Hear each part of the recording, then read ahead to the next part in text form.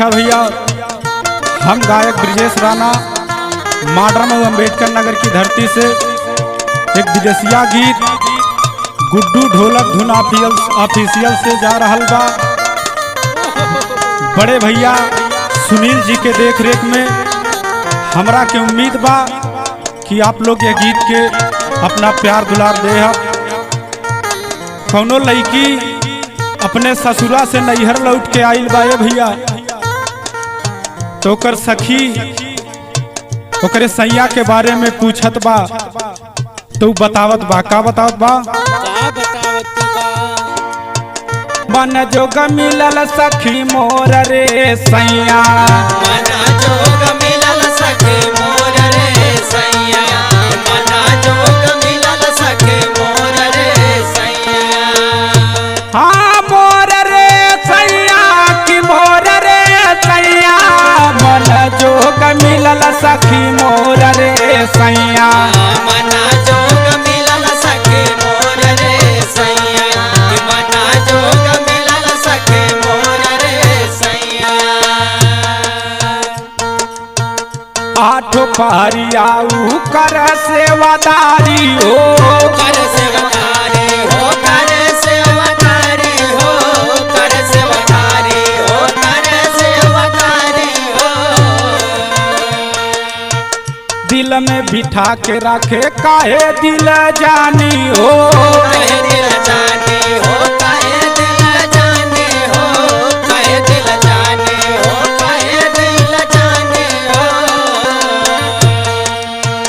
आठो पहरिया कर सेवादारी हो, दिल में बिठा के रखे काहे दिल जानी हो।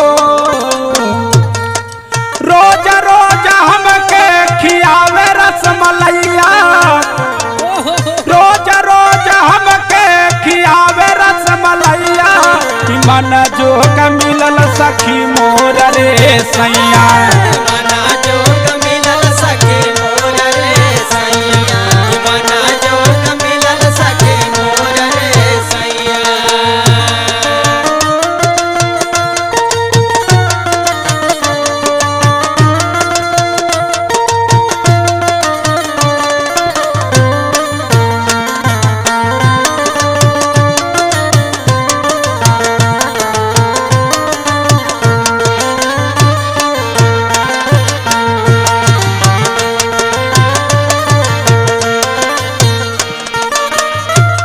और बतौले बा कैसे घरवा के कमावा ना ये कहू फरमावे हो,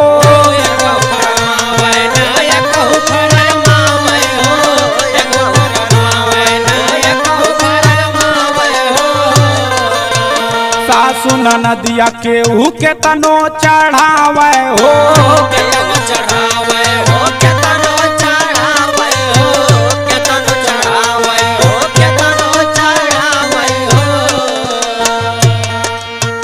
घरवा के कमावा ना ये कहू फरमावे हो, सासु नदिया केहू के तनो चढ़ावे हो।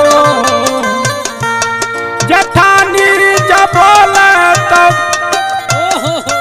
जेठानी जब बोले तो कह देला लड़ैया, मन जोग मिलल सखी मोर रे सैया, मना जोग मिलल सखी मोर रे सैया, मना जोग मिलल सखी मोर रे सैया। मोर रे सैया,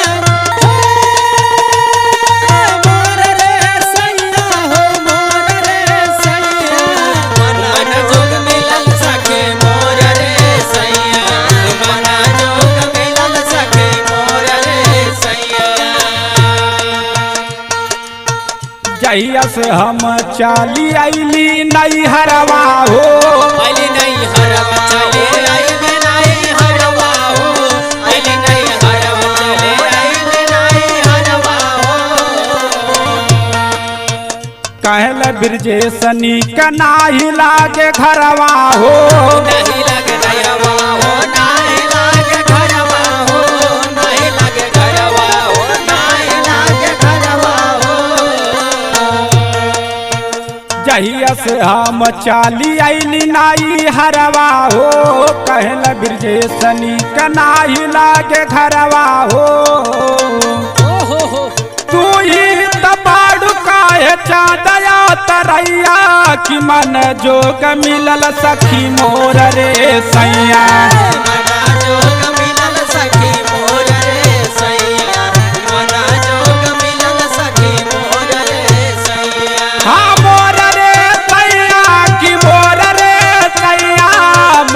जोग मिलल सखी मोर रे सैया।